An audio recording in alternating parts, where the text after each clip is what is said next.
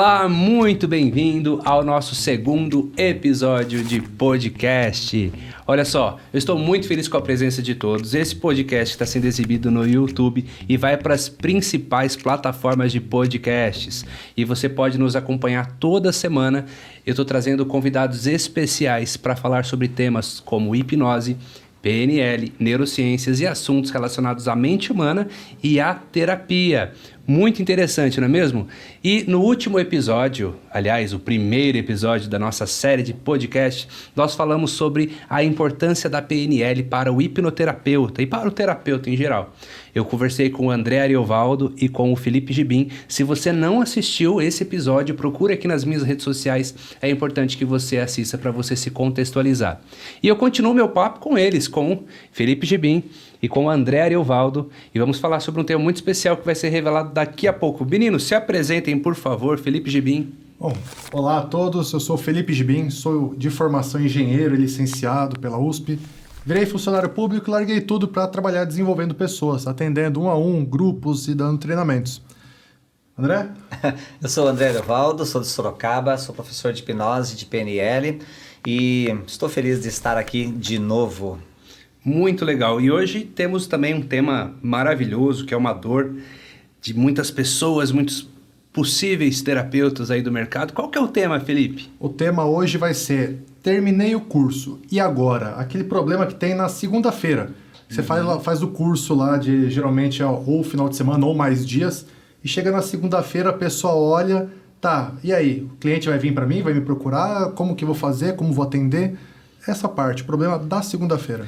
Que é a grande dor das pessoas que fazem não só cursos de hipnose, mas cursos de qualquer outra área, né? Que é, ela vai buscar o conhecimento, mas muitas vezes aquele professor não vai passar para ela o mercado, como atuar, como criar um site, como ter mais clientes, essa parte mercadológica, essa parte de marketing. E o que acontece é que muitas pessoas, infelizmente, acabam não dando sequência por faltar o know-how estratégico para começar e por ter várias dúvidas técnicas. Lembrando para você que nos assiste que até o final da live nós vamos revelar as dicas, todas as estratégias para sanar esses problemas que acontecem. Mas quais são, né? Eu fico me perguntando quais são os principais dilemas que fazem com que uma pessoa não empreenda, não comece com um consultório de hipnose. Ela aprendeu a ferramenta. O que faz ela não começar? E um dos principais motivos que eu entendo é a dificuldade com a anamnese. Embora, por exemplo, na minha formação de hipnose clínica eu falo muito sobre terapia sob medida, que não tem técnica pronta, eu ensino raciocínio clínico, a pessoa ela ainda insiste em, mas eu quero o script. Qual a técnica para procrastinação? Qual a técnica para insônia? Qual a técnica para dor no joelho? E isso pode travar o andamento, a iniciação dela no processo, pois são muitas ferramentas. Como que ela decoraria as ferramentas de AZ, não é, meninos? A verdade é que não tem uma técnica pronta para cada coisa, né? Por isso a importância de, quando a gente vai para um curso de hipnose, um curso de PNL, lembrarmos sempre que o curso vai demonstrar algumas coisas que podem ser feitas, mas que da nossa parte é importante o desenvolvimento de um pensamento terapêutico, um pensamento estratégico, que aumente a nossa criatividade para que com essa criatividade ampliada a gente consiga desenvolver a nossa própria abordagem e sempre de acordo com o cliente que vem, porque cada cliente é diferente, mesmo que, por exemplo, a gente vem e trata a ansiedade com cliente X, de repente vem cliente Y também com ansiedade, mas às vezes as mesmas técnicas e abordagens que usamos antes não se enquadra com o cliente novo. Então, esse processo de desenvolver um pensamento terapêutico, pelo menos assim para mim, parece que para nós aqui, né, Gibim e Lucas, faz mais sentido do que um passo a passo, uma coisa mais engessada. Né? Quando perguntam qual técnica usar, eu falo, posso te falar dezenas. Todas elas podem funcionar e pode também não funcionar. O mais importante é você escutar o cliente, entender quando começou o problema, quando piora, quando melhora, em qual ambiente, com quem, ou perguntas tipo onde, quando, como. Você vai entender como aquilo funciona pro cliente. Isso é o importante, porque a forma que funciona para ele é diferente de outro. Então o principal é você escutar, você saber perguntar. E às vezes a pessoa até pergunta, mas tem um modelo de anamnese pronto? A pessoa acha que vai ter um PDF que responde lá e vai estar pronta a anamnese. Mas tem o lado humano. Se fosse só isso, teria um computador que leria as respostas e falaria, ó, escuta este áudio de auto-hipnose que vai te curar. E não é assim que funciona, a gente tem que entender a demanda do cliente. O próprio Erickson dizia que se você atende 2 pessoas da mesma forma, pelo menos uma você está atendendo mal. Ele que foi um grande inventor, né, dessa parte tecnológica da metáfora, da terapia sob medida. Ele revolucionou a forma de fazer terapia após os anos 70. E justamente é isso. Por mais que, igual o André falou, o problema seja o mesmo, ansiedade, fobia de barata, as crenças que sustentam aquilo são diferentes. A forma da pessoa aceitar sugestões podem ser diferentes. A causa pode ser diferente. Então a abordagem tem que ser única, como o Erickson dizia, como um terno de alfaiate que serve para você, mas não serve para o seu amigo. E a gente só consegue entregar uma terapia sob medida com uma boa anamnese. E eu percebo que hoje é uma grande dificuldade, não só do hipnólogo, mas do terapeuta em como fazer boas perguntas, como realmente chegar à estrutura do problema, como entender o que se acontece ali. Eu vejo alguns muito afoitos, eles já querem resolver e talvez valha mais tempo você ficar mais tempo na anamnese e menos tempo na sugestão do que eu encher sua cabeça 3, 4 horas de sugestão e não ter anamnese, ou praticamente não ter, e eu dar sugestões erradas, né? Pensando no público mais leigo, o que é anamnese, Lucas? Anamnese, olha, muita gente confunde anamnese com anamnésia, isso não existe, tá bom? Tem terapeuta falando aí que foi fazer anamnese, ou que fez a amnésia do cliente. Eu fui fazer a amnésia do cliente, e aí, sabe, professor? Eu falo, olha, não é isso, é anamnese. Anamnese é uma grande entrevista, né? Não é exclusiva da área do hipnólogo, do terapeuta.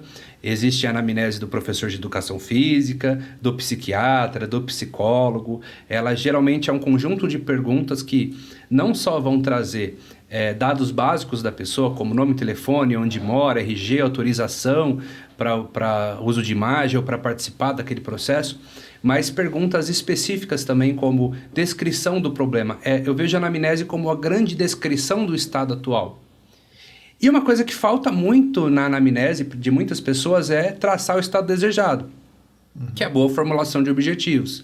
Pois, se eu não sei onde eu estou, eu nem começo. Se eu não sei para onde eu vou para qualquer lugar. Então, por isso a psicoterapia super breve é muito interessante nesse sentido, né? Porque ela tem um norte. Olha, em X sessões a gente estima chegar nesse resultado. E quando não tem um objetivo, parece que fica aquela coisa amorosa, parece que não se desenvolve, né? Não tem um objetivo real. Na sua opinião, qual a forma mais, se existe, né, na sua opinião, a forma mais eficaz para o desenvolvimento de uma anamnese? E em paralelo a essa pergunta, como seria uma boa anamnese? Como considerar que essa anamnese é boa? A anamnese nunca termina. Essa é a primeira resposta. O terapeuta que faz anamnese na primeira sessão engaveta aquilo e não pega mais, ele está cometendo um grande erro. Pois a anamnese é uma estrutura plástica que ela muda a cada sessão. Eu posso estar fazendo a 5ª sessão com o meu paciente e eu refazendo a anamnese, ele vai me trazer histórias diferentes, porque as histórias vão mudando. À medida que eu vou mexendo na estrutura dele, nas crenças, até a visão do passado vai mudando. E ele vai trazendo novos incidentes, novas ocorrências que aconteceram naquele momento.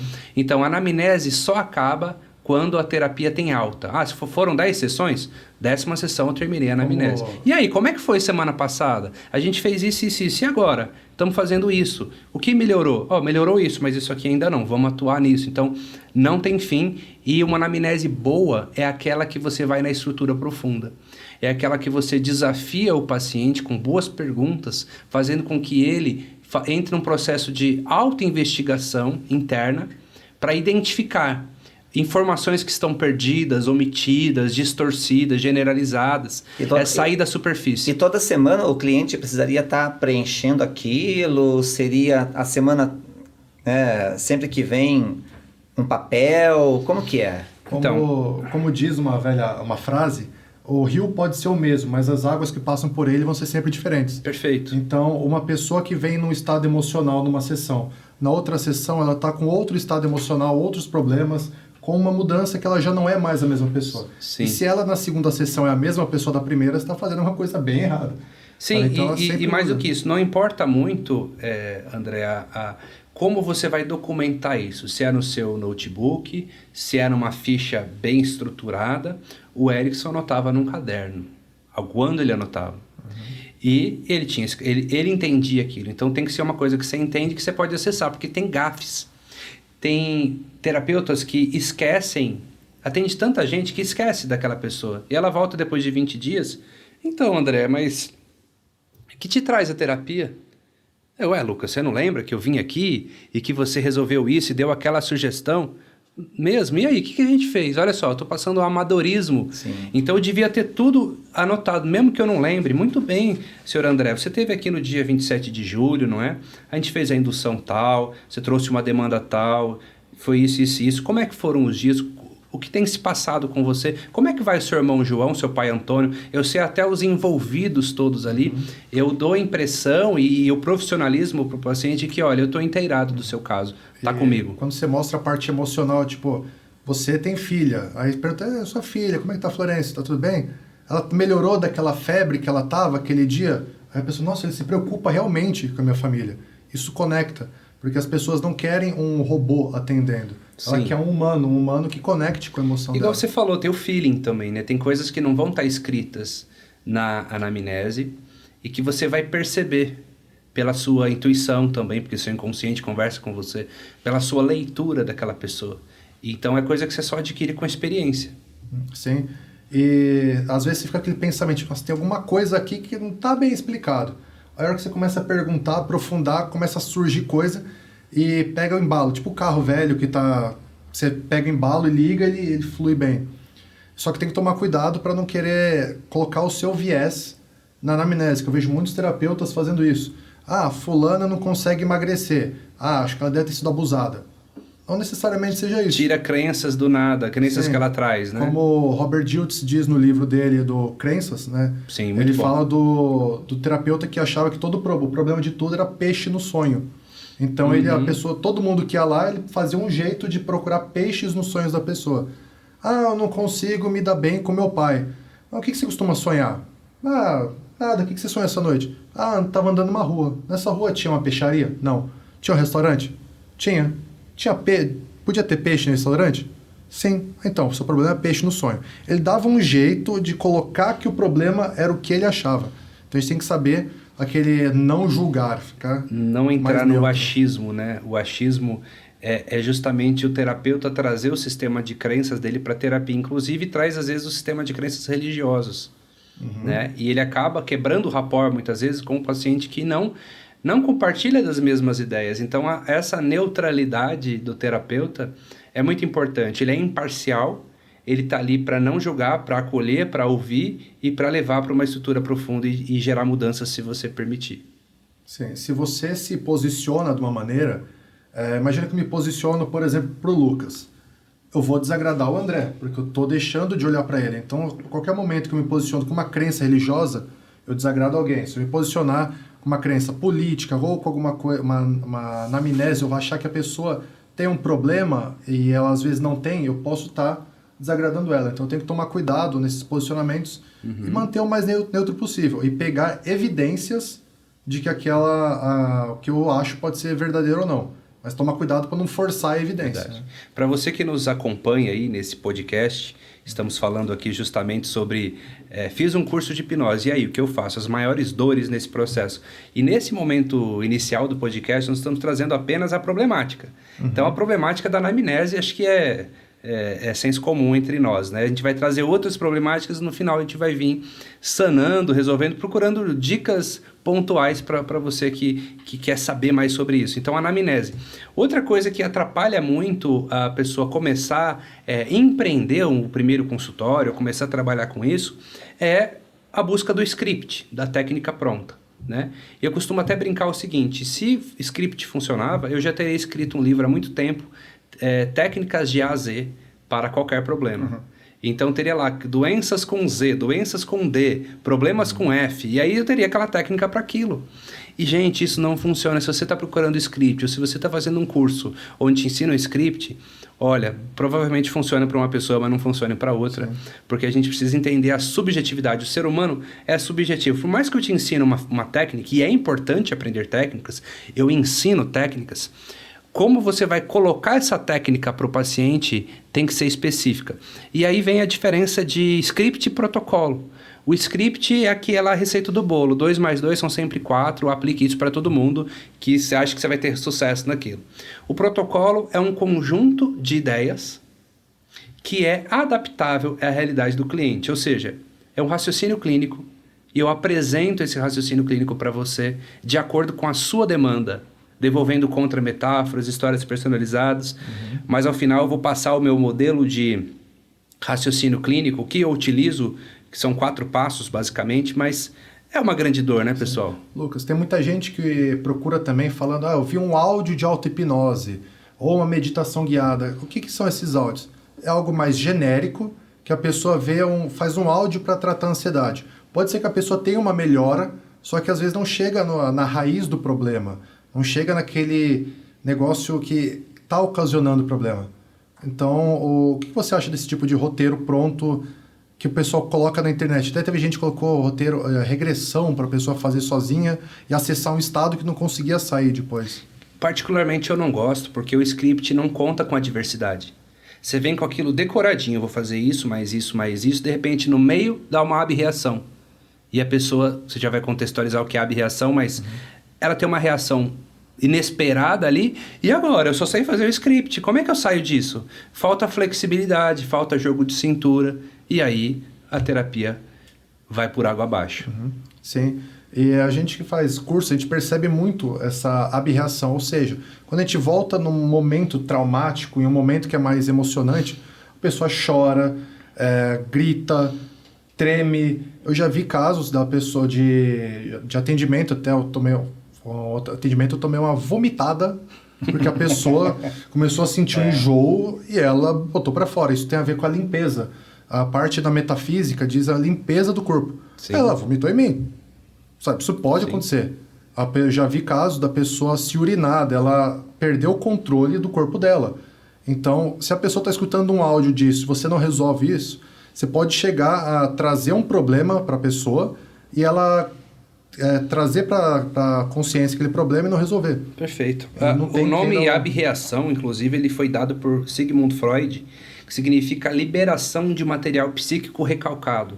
Ou seja, aquele recalque que teve, aquele trauma, ele está preso, ele está encrostado, muitas vezes por décadas, por anos.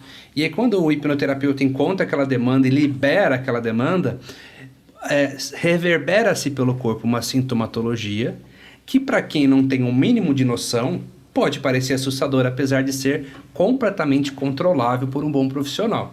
Na terapia, uma das coisas que em algumas das experiências a gente espera que aconteça é justamente uma ab-reação, uma liberação emocional, porque quase sempre depois disso vem não vou usar a palavra, mas uma liberdade em relação àquele conteúdo no qual a pessoa estava aprisionada antes, Sim. né?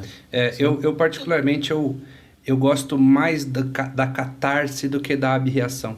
Se o terapeuta ele conseguir passar pela catarse sem chegar na ab-reação, você vê que é um terapeuta mais elegante, mais gentil. Ele conseguiu, com menos bagunça, menos estardalhaço, chegar no X da questão. E como saber qual que é o limite entre os dois, Lucas? Como saber qual que é o limite entre os dois? Não provocar. Isso é uma coisa pessoal. Basicamente, eu jamais provoco a ab-reação. A reação, ela acontece. A ab-reação acontece. Então, eu acredito que a catarse é uma limpeza. Eu faço questão que ela acontece. Catarse é um choro, é um sentimento, ela acessou a emoção. A ab-reação tá assim, tá insuportável. A pessoa já não está aguentando aquilo e essa liberação pode doer muito. Como você bem disse, vai limpar? Vai. Mas acho que o grande desafio do terapeuta contemporâneo existem ferramentas menos invasivas que geram o mesmo resultado, o resultado melhor? A gente pode ser mais eficiente fazendo menos sujeira? Eu acredito que sim. Quem quiser saber mais sobre isso, aula passada, só aproveitar aí. É isso aí. Falamos sobre a PNL, né? Justamente sobre isso. Como que ser elegante. É uma forma elegante, sutil de você resolver.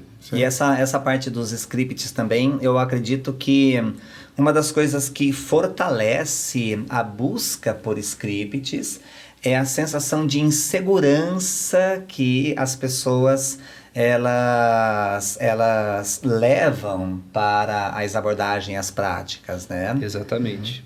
Ela não sabe por onde começar, então ela se sente mais confortável. E eu não acho errado a pessoa começar com um roteiro. Eu também não. Assim, para quem está começando, durante o curso, na primeira semana, ok, sabe? Mas com o tempo você tem que decidir entre ser um terapeuta de script ou ser uma pessoa que tem a habilidade de improvisar dentro de uma lógica. Eu gosto até de contar uma metáfora com isso, que é a seguinte: eu gosto muito do guitarrista Eric Clapton. Toco guitarra também, gosto muito. E o Eric Clapton, cada show dele é um solo diferente. Mas ele não dá uma nota fora da escala do campo harmônico. É sempre dentro daquela tonalidade. E é sempre bonito. Se ele der uma nota fora, você vai perceber. Então ele conhece tanto aquela tonalidade da música, aquelas escalas, que ele brinca naquelas escalas. Ele cria sons naquela música e sempre diferente, sempre legal. Então, ó, estamos tocando em Ré. Vamos respeitar as regras do tom de Ré. Do tom de Sol, do tom de Dó, de Mi, de Lá. Sim. Na terapia é a mesma coisa. Eu me permitir ser criativo usando um raciocínio clínico. Dando um exemplo, a minha esposa, ela é formada em gastronomia. E lá tinha muita coisa de receita, só que ela pega a receita, ela segue e faz uma vez. Acho que daria para mexer isso aqui no tempero, botar mais isso, mais aquilo e tal. Aí ela vai dando o gosto dela. E cada vez que ela vai fazer um negócio, ela pode alterar. Então, se ela vai aprender uma receita de uma torta, por exemplo, pode ser que os ingredientes que tem em casa mudem. Então, agora vai ser de brócolis, agora vai ser de frango, de carne. Sim. A base é a mesma, ela segue um roteiro, que aí já não se torna mais uma receita, é um roteiro. Ela pega aquela base e muda de acordo com o que ela quer.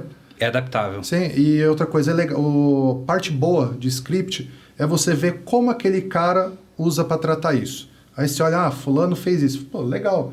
Igual pegar, por exemplo, o Lucas tem muitos vídeos de tratamentos no YouTube. Então, se olhar, bota lá, cura de fobia Lucas Naves. Tratamento de fobia, não sei como é que vai estar lá. Âncora. Você vai ver várias técnicas iguais, só que aplicadas de maneiras diferentes, contextos diferentes, Perfeito. de formas diferentes. Só que a estrutura sendo a mesma. Exatamente, que é o que eu quero revelar ao final desse podcast, a estrutura é a mesma, a entrega é diferente. A estrutura eu sei. Então, eu só vou reorganizar essas jogadas. É como se assim, eu tenho um conjunto de ferramentas e eu posso pôr assim, assim, assim, eu posso combinar essa com aquela. E para cada pessoa vai ser de um jeito, o que torna muito autêntica a terapia. Sim, dando o exemplo de comida. Imagina que na despensa de casa, cada alimento lá seja uma técnica, uma ferramenta. Eu posso combinar em várias formas de comida diferente.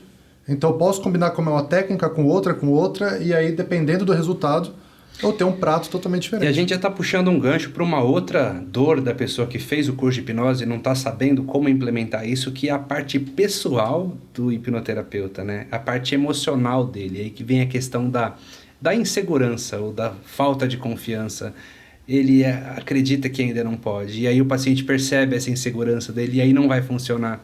E uma das grandes qualidades de um bom terapeuta é a autoconfiança. É você ter uma autoconfiança tão grande que transparece isso para os demais.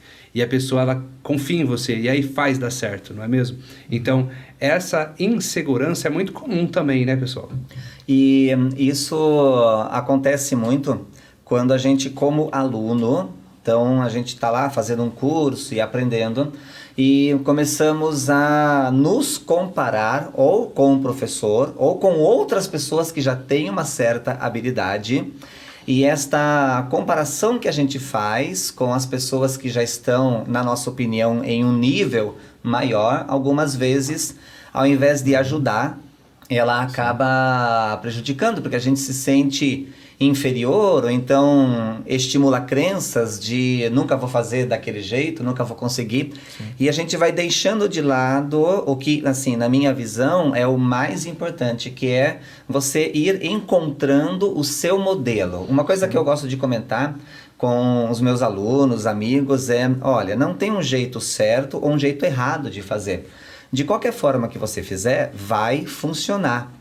Isso, às vezes, acaba estimulando uma certa liberdade maior de ação e tudo mais, e claro que a gente vai guiando para que a pessoa ela tenha um resultado mais interessante. E muitas vezes o aluno chega e vê você trabalhando um trauma em 5 minutos e a pessoa fala, nossa, tá super tranquilo. Ela começa a falar de um abuso, de uma coisa que era pesado, tranquilamente. E o aluno fala, nossa, mas como que faz isso? Eu queria fazer isso. Fala, olha, a gente já tem às vezes milhares de horas de atendimento, milhares de horas de treinamento, centenas de certificados, você está no seu caminho. A gente começou do zero, sem saber nada. Então começamos pegando casos mais simples, mais tranquilos e com o tempo pegando algo mais complicado. Se especializando, estudando. Não adianta a pessoa querer começar já pegar o pior caso de todos. Sabe? Ela vai pegando coisas mais simples para ir começando a desenvolver.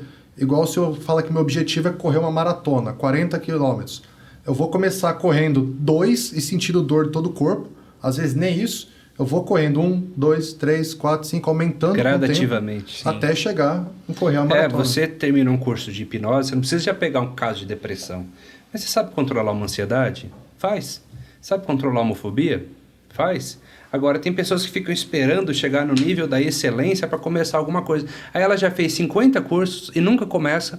E o amigo dela fez 2 cursos, um curso e já está ganhando dinheiro, está ajudando pessoas e está melhorando de vida. E aí entra nessa outra dificuldade dessas pessoas, que é a insegurança faz com que ela faça mais e mais cursos do mesmo nicho, e aí a cabeça dela vira uma bagunça, pois ela vai num outro trainer que tem um outro método e que discorda do método que você estudou. E ele fala, não, só o meu método é bom, aquele lá é ruim. Aí você vai num outro e fala, não, esquece esses caras, não sabem de nada, o meu que é o bom. E a pessoa fica, e agora, né? Então, implementar o que você aprendeu, ver se aquela linha é para você, implementa. E se for fazer mais treinamento, seguir uma linha de raciocínio. Não ficar pingando de galho em galho que você vai sair mais confuso. Se perguntar aqui qual o sabor de pizza favorito de cada um vai falar um sabor diferente. Todos estão certos, cada um tem a sua opinião. Sim. Sabe? Não tem o certo ou errado. O seu jeito é o jeito certo. Sim. E esse negócio de determinar um nicho também é muito importante, né? Então, nós vamos ver alguns terapeutas, seja na área da hipnose ou em outras áreas, que eles determinaram que os clientes que eles vão atender são de um nicho específico, por assim dizer. Então, por exemplo, eu conheço terapeutas que estão dedicados na área de esportes, então procuram se dedicar tanto a aprender mais, quanto atender pessoas na área esportiva, para que melhore a performance e assim por diante. Outras pessoas eu conheço que têm uma dedicação maior na área da depressão, do pânico, da ansiedade. E ele fica bom naquilo, né? E fica bom naquilo, exatamente, né? Eu acho que faz mais sentido, eu acredito e confio que faz muito mais sentido do que atirar para todos os lados. E a hipnose é uma ferramenta que se adapta muito bem a várias frentes. Por exemplo, se você quiser trabalhar só com esportes, hoje tem um dos coaches que ajuda a equipe do Barcelona, usa de hipnose. Então, é um nicho gigantesco, né? Então, tem pessoas que trabalham com nicho de emagrecimento, que é um outro super nicho. Então, você não precisa dar conta de tudo. Você precisa ser bom em algumas coisas e ter um posicionamento. E ninguém lembra do melhor clínico geral da cidade. Eles lembram do melhor especialista. Se você tem alguém da sua família que está com, sei lá, um câncer no cérebro, você vai querer fazer cirurgia com um cirurgião médico clínico geral ou com um neurocirurgião especialista em câncer cerebral? Sim. Você vai querer o melhor daquela... Claro. Perfeito. E já falamos de várias dores aqui da Lucas, pessoa. Só complementar uma coisa. As pessoas acham, às vezes, que o fato de elas atenderem um nicho, ela não pode atender o resto. Então, o que acontece muito? Se a pessoa trabalha com emagrecimento, como você deu exemplo, ajudou alguém a emagrecer. Junto com o emagrecimento, tem vários outros problemas emocionais. E você pode falar para a pessoa que você trabalha também com outras coisas. Só que aí a pessoa conhece alguém que está com ansiedade, com depressão, ela pode indicar também. Trabalhar em parceria. É uma comunicação. Exatamente. Já falamos de algumas demandas aqui que geram caos na mente da pessoa que está insegura de começar, como dificuldade de entender a anamnese, a técnica pronta, que é o script, o emocional, a insegurança, não é mesmo? E um outro que não podia deixar ficar de fora, que é o marketing pessoal, se posicionar no mercado. Eu vejo muito hoje pessoas que querem puxar um gatilho de autoridade, assim, eu estudei com o fulano de tal, ou eu pertenço ao instituto tal, né? E será que isso está realmente fazendo com que entre mais paciente no seu consultório? Tem mais é que fortalecer a própria imagem, né? A gente vê, às vezes, a pessoa querendo criar uma imagem, criar um perfil com o logo de algum instituto atrás. Acaba fortalecendo mais o instituto do que a própria imagem. Então, para mim, assim, não faz sentido. Faz mais sentido fortalecer a própria imagem, o próprio nome e criar o próprio instituto. Se eu fico falando, por exemplo, eu fiz curso com tal pessoa, ele é muito bom, não sei o quê, vai todo mundo fazer com ele mudou minha vida. O cliente vai olhar e falar, eu quero fazer com esse cara, não com você. Eu quero ir falar com o gerente, não com o vendedor. Eu quero falar com Deus, não com o anjo. Eu quero ir com quem manda, quero ir na fonte. Então é muito comum ver terapeutas vendendo o instituto que formou e tendo dificuldade de fechar cliente, porque fala tanto daquilo. E por quê? Porque e a verdade é que o cliente nele. não está nem aí para isso, ele quer saber se você dá resultado. O cliente ele não sabe nem o que é hipnose, quanto mais o instituto. Ele não vai saber. Exato. E mais do que isso, né? A pessoa ela se forma em hipnoterapeuta e ela daqui uns dias se queixa do seguinte: tá ruim de paciente, né? Não tô tendo paciente. Aí eu pergunto: mas você já fez aquele site que eu recomendei? Pois é, tem que fazer, né? Eu dei uns cartõezinhos lá no bairro, uns panfletos. Pois é, mas tá ruim, né? Também você fez aquelas lives que eu pedi, você engajou algo com o seu público, né? Como é que tá o seu posicionamento? E a pessoa, eu tenho que fazer, né? Aí você vê um outro aluno que tá arrebentando. O cara não tem horário mais, o cara tá super bem. Aí você vai ver, os dois são bons, mas um não cuida do marketing. O outro, todo dia faz live, comunica com o público dele, faz postagens inteligentes, sabe? Faz vídeos, tem um site bacana, tem um patrocínio no Google, que ele paga um Google Ads também, que é um gerenciamento da sua campanha ali, do seu site. Então ele vai ser mais encontrável, né? Sim. Então, bom, o marketing pessoal tem como você se apresenta. O meu pai dizia uma frase para mim, que eu guardo comigo até hoje, que é: não adianta você jogar bem, você tem que mostrar que você está jogando. Pois você pode ser um Pelé da hipnose, mas quem está vendo você fazer isso? E me lembra quando eu comecei, que eu fazia um atendimento, eu pedia autorização para gravar. E eu gravava aquilo, pegava o depoimento da pessoa e publicava, quando ela permitia. E aquilo já era prova social. Já era uma prova social grandiosa. Caramba, o atendimento real, com início, meio e fim. Enquanto tinha muitos hipnólogos falando só de teoria na internet, eu pegava um atendimento real e punha. E colocava aquilo como real, depoimento da pessoa, e gerava uma grande prova social. Um nível de engajamento, de confiabilidade muito grande. Sim, e mesmo que a pessoa não autorize, se eu não quero aparecer, por exemplo, se eu tiver um problema com meu pai, um problema de relacionamento, eu posto, vai um depoimento meu falando, Lucas, eu tinha esse problema, ele me ajudou. Imagina que eu falo, Lucas, eu tinha ejaculação precoce, depois passei com o Lucas, parou o meu problema. É chato, né, botar um depoimento desse. Sim. Só que você pode, por exemplo, colocar algo anônimo ou falar sobre o problema, dando um nome fictício até ao paciente. Sim, ou você entregar, por exemplo, técnicas de hipnose para ajudar na ansiedade. Sim. Você não está falando em um cliente, mas você está falando sobre o tema. Então, às vezes, a pessoa pode não autorizar, mas você consegue entregar conteúdo daquele nicho sem os depoimentos, mostrando, isso vai criando autoridade. E hoje em dia tudo é vídeo também, né? Tudo é uma generalização, mas é muito comum quando a gente quer aprender alguma coisa, que a gente busque um conteúdo em vídeo. E por isso, quando a gente faz lives, Facebook, Instagram, YouTube, quando cria um canal no YouTube, mesmo que tenha poucos inscritos no começo, e você vai compartilhando e divulgando isso, e a pessoa vai vendo você atuando, você falando, isso vai facilitando muito mais a criação desta autoridade, dessa imagem pessoal. Um dos maiores medos das pessoas é falar em público. Aí quando se você coloca num texto, é uma coisa. Agora você bota um vídeo, as pessoas olham, o cara tá falando, tá se expondo. Sim. Ao vivo, tem aquele quem sabe faz ao vivo, né? A pessoa, ao vivo tá aberto para ter erro e a pessoa tá lá falando Isso gera mais autoridade. Mais do que isso, né? A terapia é algo muito pessoal. Eu vou expor, de certa forma, o meu íntimo para alguém. E esse alguém até então é um estranho. Então, você vê um banner lá de um terapeuta.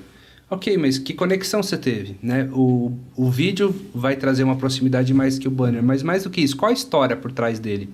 Porque pessoas compram de pessoas. Então, para eu ir num terapeuta, qual é o know-how dele? O que ele já resolveu? Sim. Então eu vejo lá que ele é um cara muito bom, recomendado, teve sucesso, vários depoimentos positivos. Eu tenho vídeos dele, eu tenho um local físico, sabe? Eu tenho até onde reclamar, se precisar, porque tem um instituto, tem um lugar para atender. Então, isso traz um engajamento, uma confiabilidade maior a ponto do paciente já chegar com a conexão feita, com o rapport feito com o terapeuta. Aí o terapeuta que tem que criar esse rapport. Agora, tem gente que fala que não tem paciente, mas onde se encontra essa pessoa? Sim. Qual a informação dela? Não tem uma foto legal, não tem um site, não tem uma rede social. Você está no escuro, você não sabe o que você vai encontrar. Chega segunda-feira após o curso, o aluno posta lá nas redes sociais. Terminei o curso de hipnose e tal, atendimentos e tal. O pessoal que olha para ele vai olhar, que nunca falou sobre isso? Começou ontem? Então não vê tanta autoridade. Até tem gente que diz no marketing, são pelo menos umas 6, 7 vezes em média que você vê sobre o produto para você comprar. Então quando você vê, você falou uma coisa de hipnose, tá? Beleza. Aí no outro dia tá falando outro conteúdo. No outro dia outro. Ainda mais se é no mesmo conteúdo, você vai aquecendo a pessoa. É igual encontrar uma pessoa num barzinho e você já querer levar para o motel direto. Sabe? Não vai querer comprar... pode acontecer, tá, beleza. Tem exceções, né? Tem exceções. Mas geralmente você vai lá, conversa, vai namorando, né? Aí... Vai. É verdade. Porque hoje com o marketing digital é muito rápido, né? Tá mais acelerado as coisas. Tá mais acelerado. Eu lembro que quando eu comecei, eu tinha um consultório na Avenida Paulista e eu fazia lives assim. Hoje eu vou falar sobre procrastinação. Me inteirava bem sobre aquele assunto, a ponto de eu discorrer sobre ele com propriedade por pelo menos 40 minutos, 1 hora. E o que acontecia? Procrastinadores vinham para a live e começavam a comentar: onde você atende? Quanto você cobra? Quero ser atendido. Na outra semana eu preparava uma live sobre síndrome do pânico. Muitas pessoas se revelavam. Na outra falava sobre abuso. Não, aí você abriu a tampa, porque aí vinha muita gente. Ainda bem que o pessoal da procrastinação não falava, depois eu vejo a live, né? Deixa para depois, né? Mas o que eu quero dizer? Você cria a demanda. Você não espera ela, você cria a necessidade. Você criou a necessidade no mercado daquilo. Por quê? A pessoa tinha um abuso, mas ela estava lá recalcada. Ela não falava daquilo. Ela sofria, mas não falava daquilo. De repente aparece uma pessoa falando o que eu preciso. Eu falo, para essa pessoa eu conto o que aconteceu comigo. Eu confiei. Eu tive uma proximidade. Nada aproxima mais do que essa live. Porque você está respondendo ao vivo a pessoa. E às vezes a pessoa não sabe que o problema dela é um problema.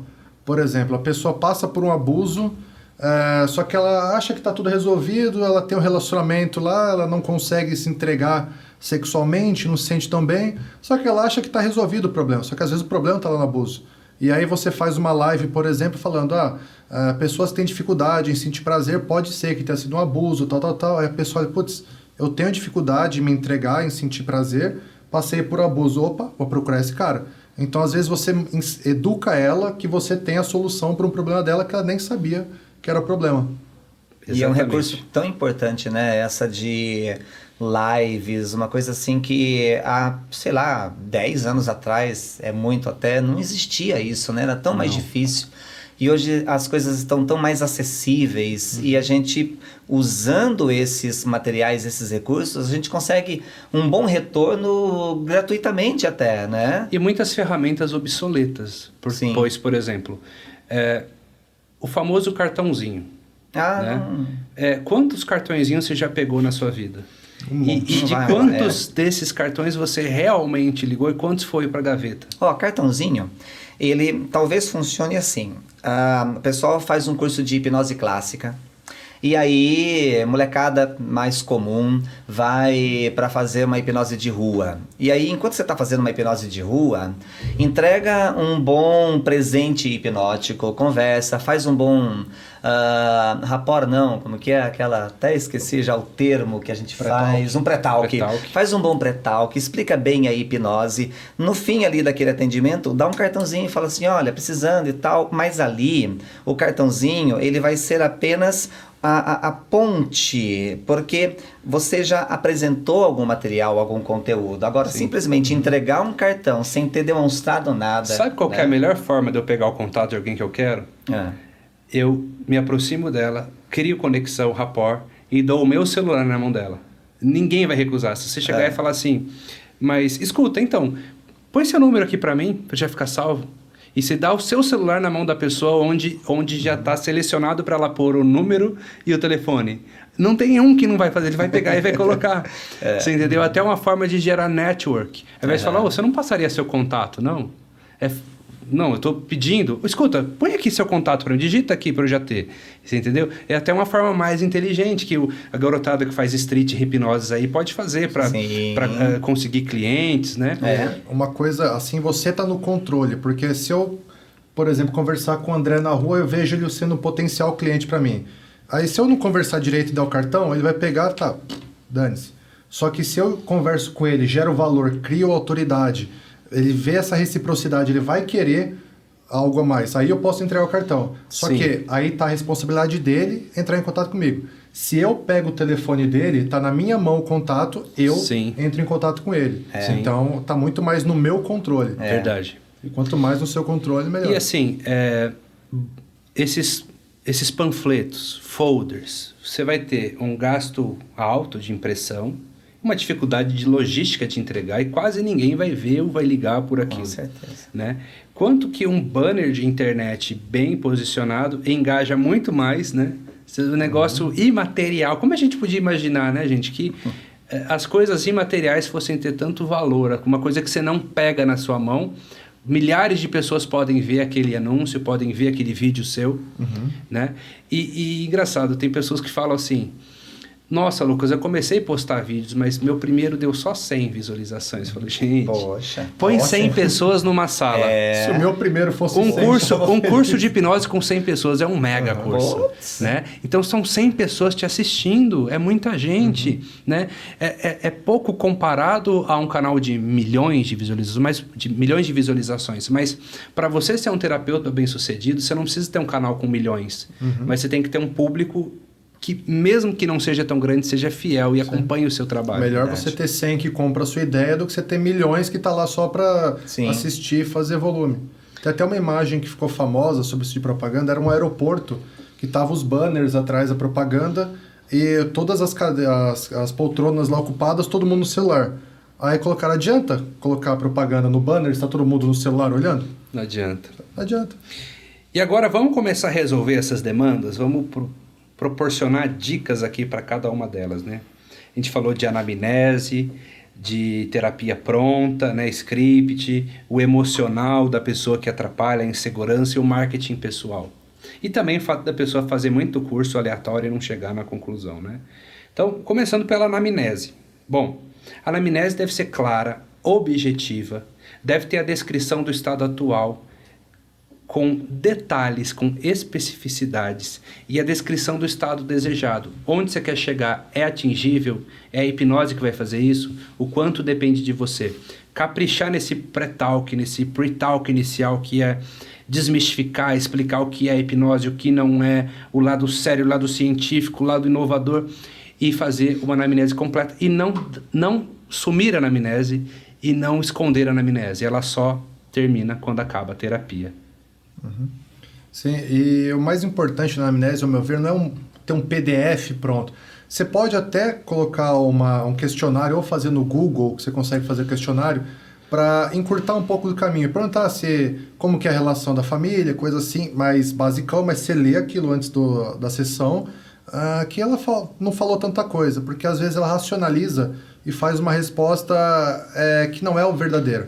Aí você pega e vai criando mais coisa, perguntando onde, quando, com quem e tal. Inclusive fazer as mesmas perguntas para ver se ela responde as mesmas coisas nas outras sessões. sessões. Por exemplo, se eu perguntar... a pessoa fala que quer emagrecer, e eu perguntar o que você acredita que seja a maior dificuldade sua com comida? Ah, é tal coisa. Fala, que mais? Ah, é tal coisa. Que mais?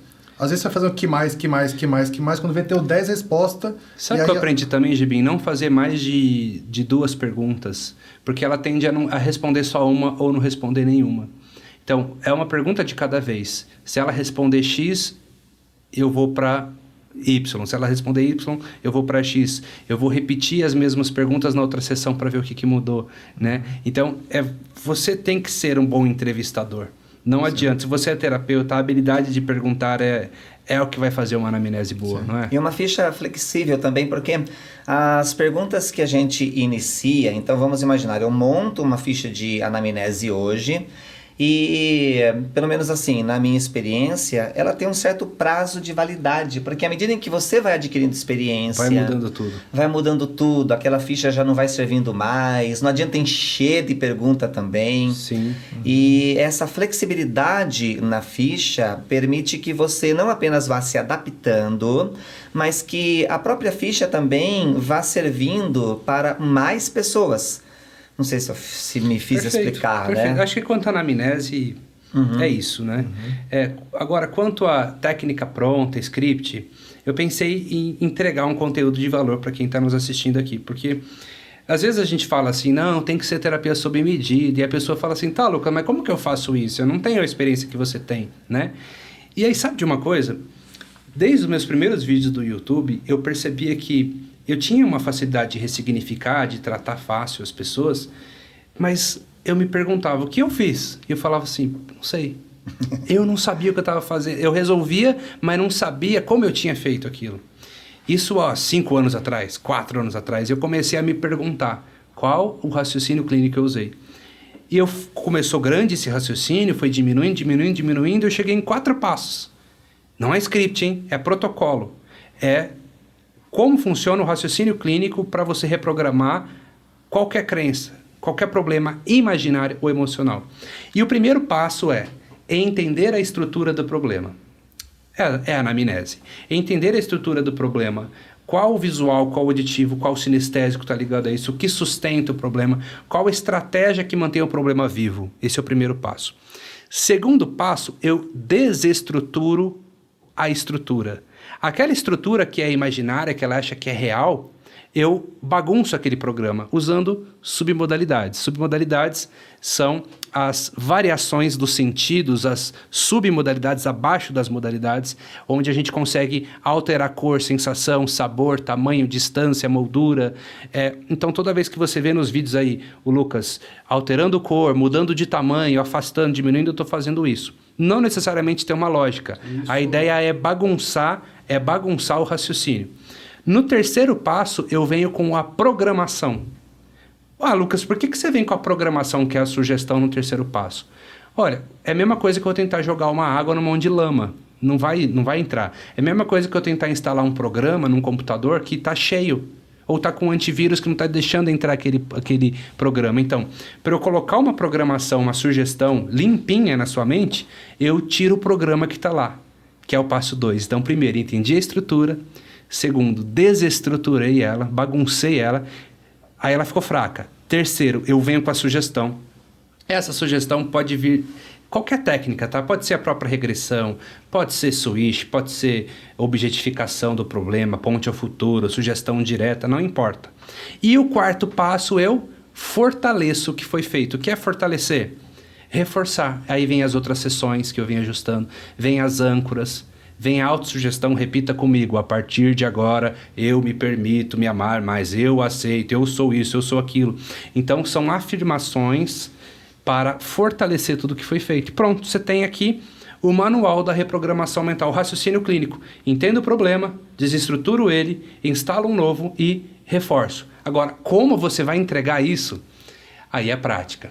Como eu disse, posso contar uma história, uma metáfora, que faz você mudar uma coisa por outra. Pode ser uma sugestão, pode ser uma vivência, pode ser um conselho. Tem inúmeras formas de fazer a mesma coisa, mas o raciocínio é sempre o mesmo. Inclusive, não só da hipnose, tá? Você tem que entender da neurologia do ser humano. A cada dia surgem novos tipos de terapia com nome diferente. Mas no frigir dos ovos, elas provocam as mesmas coisas dentro da mente. Ela vai acontecer esse processo de reestruturação. Então, não importa a terapia, vai entrar um programa novo. E como que vai entrar um programa novo se o que está lá está bonitão, está resistente? Eu preciso deixar aquele programa obsoleto, eu preciso mostrar para você que aquelas crenças são limitantes, que aquilo não vale mais nada e você aceitar acreditar em outra coisa. Aí tudo muda. E como que a gente pode aprender isso, Lucas? Vamos imaginar assim, puxa, gostei desse protocolo. Como que eu faço para aprender isso com você? Exatamente. Nos meus cursos de hipnose clínica, por exemplo, eu explico esse modelo concomitantemente com cada abordagem. Então, eu estou atendendo meu paciente. Então, pessoal, aqui eu estou em qual passo? Eles tá no passo 2. E agora? Estou no passo 3. Eu vou para o flip chart, escrevo os 4 passos. Aí eu faço de outro jeito. Agora eu vou fazer um tratamento de fobia. Aplico os 4 passos. Agora uma regressão. Então, o aluno ele vai tendo a vivência teórica e vem da prática. E você pode ver meus vídeos também. Pega esses 4 passos que eu coloquei aqui e digita lá, Lucas Naves fobia, Lucas Naves regressão. Você vai entender que o que eu estou fazendo está sempre nesses 4 passos. Agora, tem que ter muita criatividade para você improvisar dentro dessa lógica. E isso é prática. De certa forma, a gente começa a olhar para esses 4 passos, né? Entender a estrutura, desestruturar, reprogramar e reforçar. A gente consegue enxergar ela em qualquer tipo de terapia, praticamente, que a gente tem a oportunidade de ver ela acontecendo. Você vai fazer um Theta Healing, vai estar dentro disso. Vai estar. Você vai fazer uma constelação familiar, vai estar dentro disso. Sim. Se você saiu da terapia assim, agora eu tenho um novo significado sobre isso, agora eu acredito nisso e não naquilo. Pronto. E agora, como é que eu sugestiono alguma coisa se eu não entendi o problema? Eu tenho que entender. Como é que eu coloco um programa lá se tem outro vigente? Eu tenho que tirar aquele. E como é que eu ponho um programa novo e não fortaleço ele? Ele vai apagar. Por quê? Por mais que eu dê uma super sugestão, aquela sugestão ela iluminou uma conexão neural. Mas o seu cérebro quer voltar para a antiga. Então eu tenho que passar aqui mais vezes iluminação nessa nova trilha neural para ela ficar fortalecida. E quando o cérebro pensar naquela questão, ele já vem para a solução, já não vem para o problema. Você pode pensar como um músculo que você está atrofiado e hipertrofiado. Se você deixa de treinar um que está hipertrofiado e outro atrofiado treinar, ele com o tempo fica mais forte. Eu conto isso até com uma historinha que é assim, imagina que você passa o carro todo dia numa estrada. É a estrada do problema, a estrada pavimentada. Aí vem o terapeuta e faz assim, ó, abre um caminho no mato. Aí você pega uma fazenda do lado, um mato e vai com o seu carro. Mas tá difícil passar ali, tá cheio de mato, é melhor, mas é uma estrada melhor, mas, poxa, a outra, eu passei tantos anos nela. Aí eu falo assim, passa aqui de novo na fazenda, passa aqui de novo no mato. O que vai acontecer? Vai começar a fazer aquele caminho de trilha ali, vai ficar a marca da roda do carro, vai ficar tudo ali, não é? E aí começa a crescer mato na outra, que nunca ninguém mais passou. A estrada antiga, ela não deixa de existir. A conexão antiga do problema não deixa de existir. Mas você começa a passar pelo caminho novo, começa a virar uma estrada. Sim. Ainda assim, se o paciente, depois de anos, quiser cavucar lá na estrada antiga onde tem mato, ele consegue abrir e voltar ao problema. Por isso que tem pessoas aí que voltam a ter depressão, voltam a ter síndrome do pânico. Por quê? A conexão neural não é apagada, ela é apenas deixada de lado para criar uma nova neuroplasticidade, que é uma nova trilha. Sim. E é importante fazer esse repasse do novo caminho, porque o cérebro ele tende a querer fazer o caminho antigo, que é o caminho que ele já conhece, que você sobreviveu até agora, pode ter tido um monte de problema, depressão, ansiedade, mas sobreviveu. Então ele tende a fazer o que é seguro, deu certo até agora e tem medo do novo. Então tem que fazer todo esse fortalecimento e mostrar, olha, se você quiser voltar aquele caminho, você pode. Só que vamos trabalhar junto e trazer esse apoio. Um negócio legal, Lucas, também para falar, é que quando você tem uma estrutura que você encaixa as técnicas, você vai testando. E na PNL a gente tem o que chama de TOTS. A gente vai testar, operar, até dar o resultado que a gente deseja. E muitas vezes a pessoa pensa, putz, mas qual técnica eu vou usar? Eu usei tal técnica e não resolveu. Usei um switch, uma âncora, a linha do tempo e não resolveu. Aí como é que você poderia explicar melhor o TOTS nesse tipo de... para a pessoa ter mais confiança e saber onde chegar? O TOTS é a estratégia dos gênios, para começar, né? Como o Thomas Edison criou a lâmpada elétrica. 10 mil tentativas. A cada tentativa ele via que essa não funciona, é mais uma forma que eu sei de como não fazer. Até que uma hora ele acertou e conseguiu fazer a lâmpada elétrica. Na terapia da mesma forma, então, eu venho com uma abordagem e eu faço tudo para ela funcionar, mas depois eu testo. Você pode ver que no final dos meus vídeos eu sempre quebro o padrão e falo assim, mas escuta, tenta pensar naquele problema. E a pessoa, nossa, não vem mais. Eu falo, agora sim, beleza. E se ela falar, me incomoda um pouquinho ainda, relaxa de novo, vamos de novo, e aí eu vou encontrar uma outra forma e vou fazer um outro teste. Até que o meu TOTS feche. Eu só saio do TOTS quando o programa fechou, encaixou perfeitamente. Por isso que você não pode interromper a sessão no meio para falar assim, escuta, está no meio da regressão aqui, mas meu outro paciente chegou, semana que vem a gente continua, beleza? Não pode, porque você abriu um monte de pasta, agora você tem que fechar essas pastas, arrumar elas, testar, ver se funcionou. Funcionou, ainda assim, na outra semana ela volta para você ajustar ainda mais. Porque o cérebro também tem o lance de economia de energia, então tudo que ele puder fazer para economizar energia, ele faz. E o padrão atual, ele é o mais econômico, porque eu já estou habituado, já estou acostumado, é automático, não preciso pensar. É muito mais fácil eu fazer o que eu já estou fazendo do que fazer uma coisa nova. A zona de conforto, né? Quando eu tenho que fazer uma coisa nova, tem que gastar energia. Então, há uma certa resistência natural e espontânea. Sim. Por isso, quando a gente pensa assim, qualquer tipo de processo de mudança, não é a vontade que vai fazer a mudança acontecer. O que faz a mudança acontecer é a consistência, que pegando a metáfora de passar naquele caminho diferente, eu preciso passar 1, 2, 3 vezes, e em algumas situações a resiliência. Vamos pensar que eu recaí em uma situação, eu preciso levantar e prosseguir. Então, consistência e resiliência é o que vão facilitar o processo da transformação dentro dessas abordagens terapêuticas. E a outra questão que a gente falou, faltam duas, né? O estado emocional do paciente. Na minha opinião, você que quer aprender hipnose, você passou por um processo terapêutico? Como que está o seu mindset? Porque não adianta nada você aprender ferramentas se você está todo poluído de sujeira mental, de lixo mental. Como é que você vai ajudar os outros se você está vivendo numa lama interior? Então, ele precisa se reprogramar, ele precisa se permitir ser reprogramado também, para que ele possa dar o seu melhor. E a segurança só vem com a prática. Quanto mais você pratica, melhor você fica. Então, não tem como você adquirir a prática em um dia. Você pode aprender a ferramenta hipnose. Agora, você até se divertir, brincar, navegar com essas técnicas assim, com maestria, você tem que interiorizar todos os dias. E um grande erro dos hipnoterapeutas ele faz o curso e ele não põe em prática. Na outra semana, na outra semana, na outra semana. E aí o cérebro entende que aquilo não é tão importante e para de funcionar. Em outras profissões, como a psicanálise, por exemplo, você passa por sessões como cliente, você atende, você tem supervisão justamente para você passar pelo processo. Você se trabalhar e saber como que é aquilo lá dentro. Na psicologia, eu recomendo muito o psicólogo passar por sessões também. E momento um pouquinho mais porrada, se você quer vender que a hipnose resolve o problema do seu cliente, você tem um problema e não quer resolver com a hipnose, você está sendo incongruente. Então, se você tem um problema e você vende e fala, nossa, a hipnose ajuda muito, vai lá e trata. Se você não vê valor em contratar um outro profissional, ninguém vai ver em você. É uma via de mão dupla também. Perfeito. E por fim, o marketing pessoal. Eu acredito que o marketing pessoal é tão importante quanto a ferramenta que você tem. Não adianta só saber marketing e não saber hipnose, e não adianta saber hipnose e não saber marketing. Pois quem não é visto não é lembrado. Então aqui tem algumas regras de ouro, que é gerar conteúdo grátis, de valor, todos os dias nas redes sociais. Hoje é o que funciona. Talvez daqui 20 anos isso não funcione, mas hoje é o que funciona. Você precisa estar sendo visto, estar gerando conteúdo. Quanto mais conteúdo grátis você gerar de valor, mais a sua autoridade cresce. É o famoso vender sem vender. Ah, Lucas, mas eu sou médico, eu sou psicólogo, eu não posso fazer propaganda do meu consultório.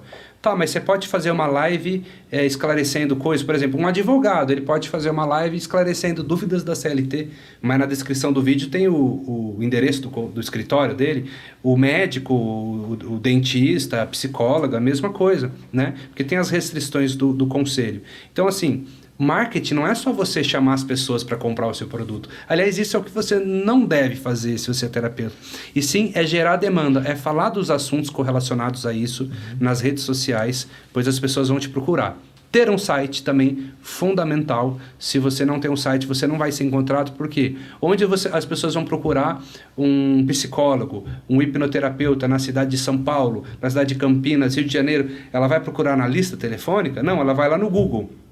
Hipnólogo Belo Horizonte, psicólogo especialista em hipnose Rio de Janeiro. Até vale o Google Meu Negócio, que poucas pessoas colocam lá. E que é grátis, né? Sim, é de graça.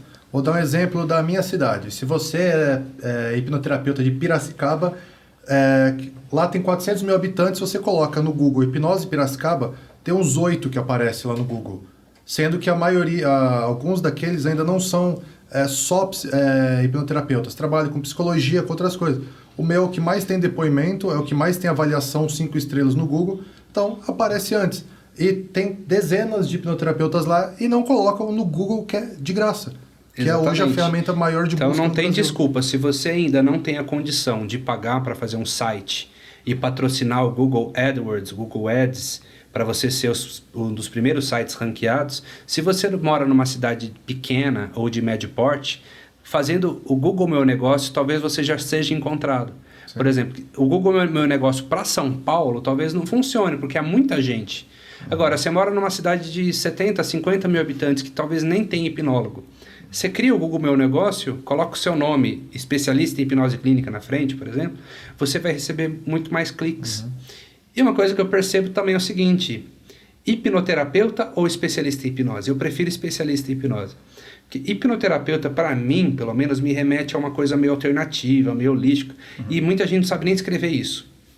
E dificilmente as pessoas vão digitar. Tem a procura por cliques de hipnoterapeuta é pequena, mas de hipnose é absurda. Para mim, procura hipnose em Piracicaba. Então, se você põe hipnose e o nome da cidade, ou especialista em hipnose e o nome da cidade, a pessoa vai digitar hipnose e o nome da cidade e vai sair você.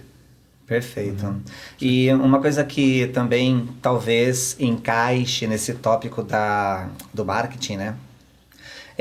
Além de a pessoa fazer um marketing, vídeos, Google Ads, Facebook, etc., ela determinar um valor de mercado. Então, não adianta fazer tudo isso e cobrar R$50 a sessão.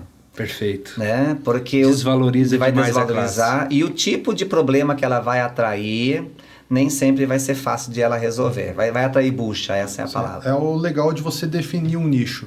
Porque, vou dar o meu exemplo, eu era funcionário público. Quando a pessoa vem e fala, eu quero ajuda para passar num concurso público, eu não gosto porque, para mim, ao meu ver, quando eu era funcionário público, era uma carreira que eu não tinha para onde crescer, que eu tinha que fazer a mesma coisa sempre. Eu não gosto de atender. Então eu falo, tem um fulano aqui que eu recomendo, ele é muito bom nisso. Então, se você coloca conteúdo de determinado nicho, de uma área, você coloca o que você gosta e você atrai o que você realmente gosta. Você não atrai aquele cliente chato, o cliente que você não quer atender.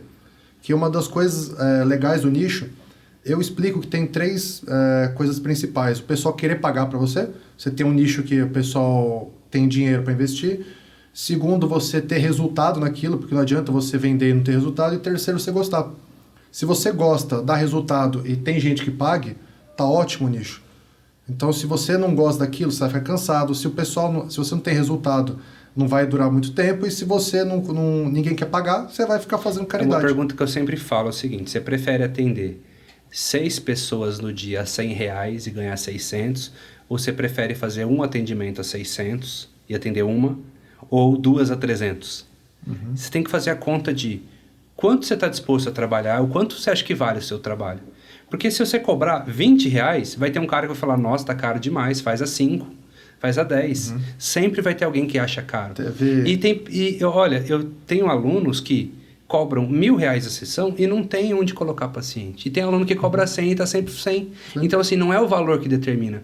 Se você tiver um conteúdo de valor, se você for bem recomendado, você pode sim ter um valor justo que a pessoa vai perceber que o que você está entregando é muito mais do que você está cobrando. É a diferença de preço e de valor. Sim. Só que tem cliente que ele compara você com outras coisas. Então, por exemplo, se você vende sessão de hipnose, pode ser que o seu cliente procure com todos os hipnoterapeutas da cidade, compara o preço e como você não mostrou nenhum diferencial, ele vai comprar o mais barato.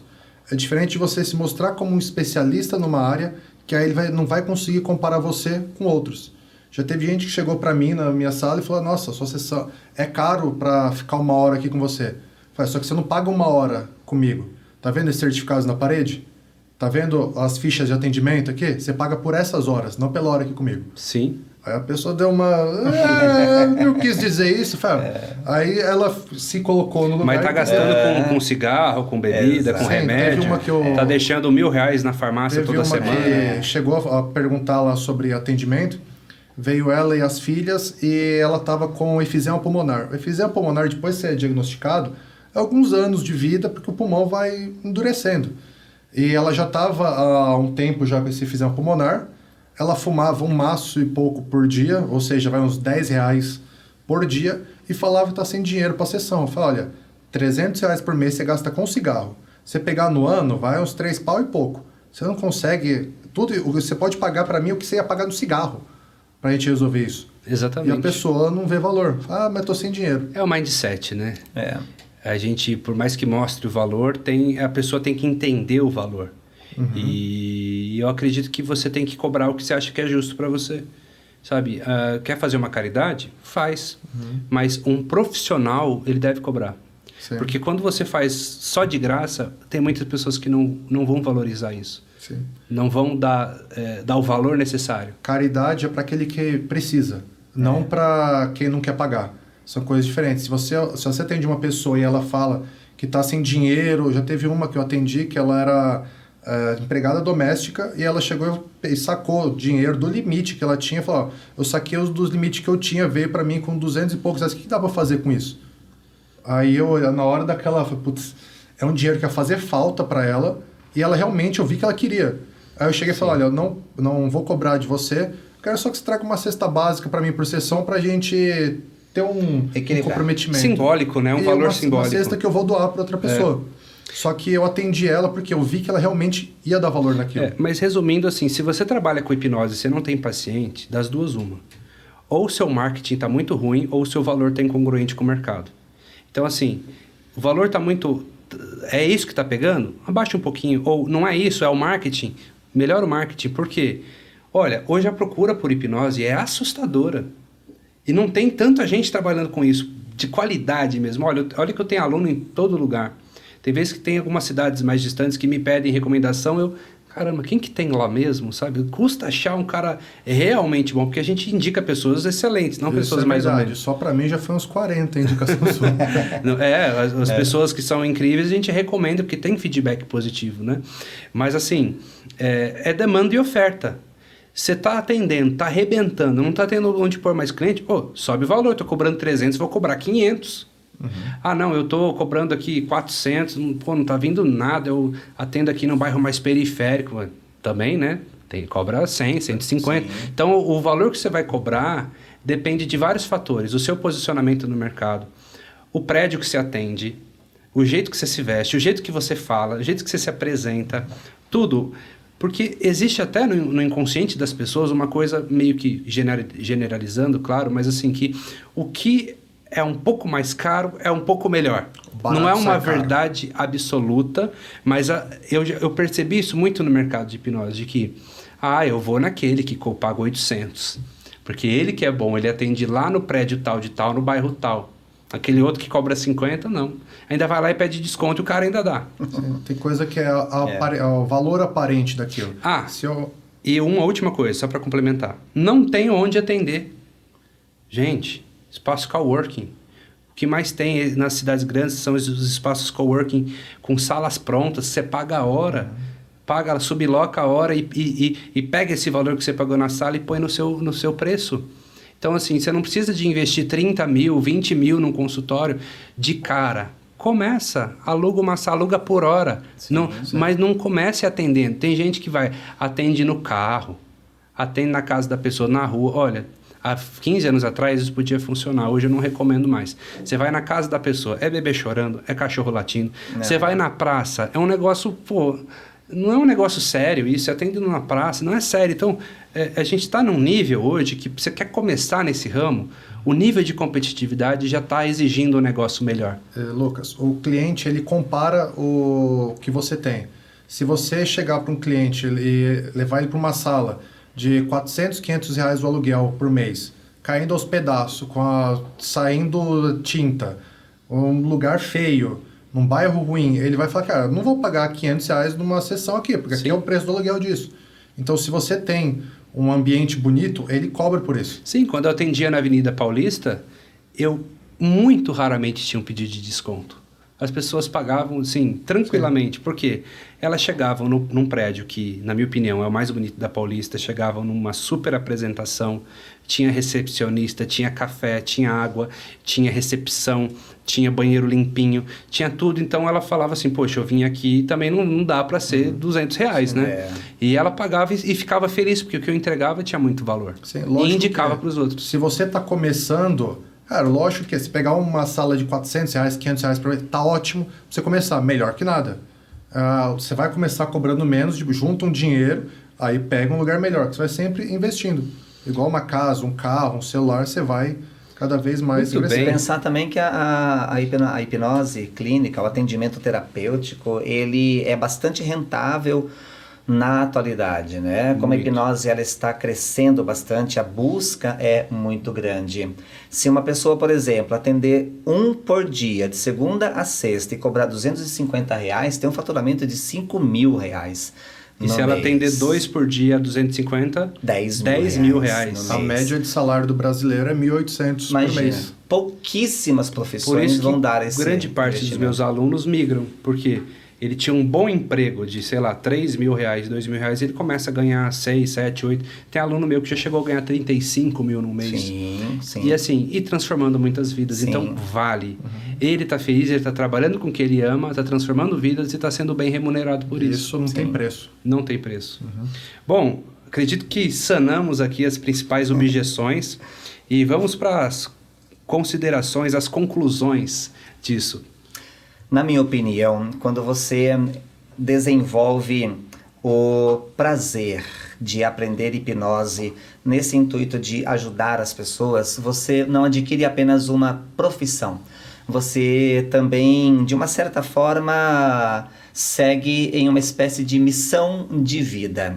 A missão de transformar a si mesmo, porque é um conteúdo que transforma, que muda o nosso próprio mindset.